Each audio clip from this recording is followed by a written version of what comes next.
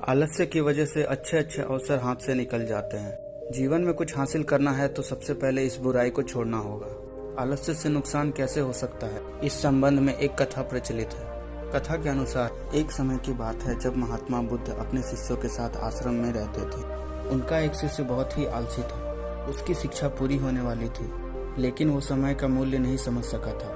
शिष्य आलस्य के कारण आज का काम कल पर टाल देता था। बुद्ध ने सोचा कि अगर शिष्य को समय का महत्व नहीं समझाया तो इसका जीवन बर्बाद हो जाएगा।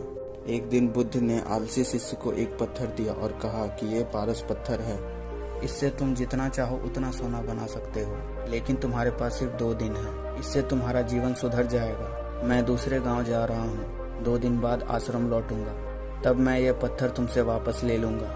पारस का पत्थर देकर बुद्ध आश्रम से चले गए। आलसी शिष्य पत्थर पाकर बहुत खुश हो गया।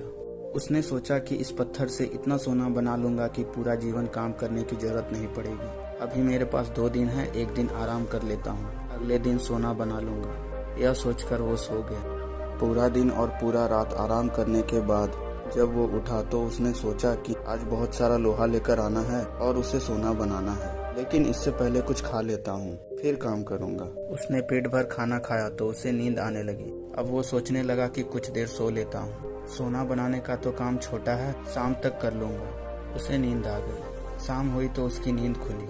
सूर्यास्त हो चुका था।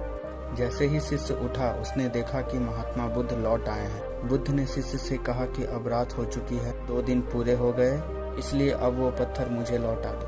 पत्थर देते समय शिष्य को अपनी गलती का एहसास हो गया। उसे समझ आ गया कि समय मूल्यवान है, इसे आलस्य से बर्बाद करना नहीं चाहिए। इस एक बुरी आदत से कई बार बड़े बड़े अवसर भी हाथ से निकल जाते हैं, इसलिए आलस्य को तुरंत त्याग देना चाहिए।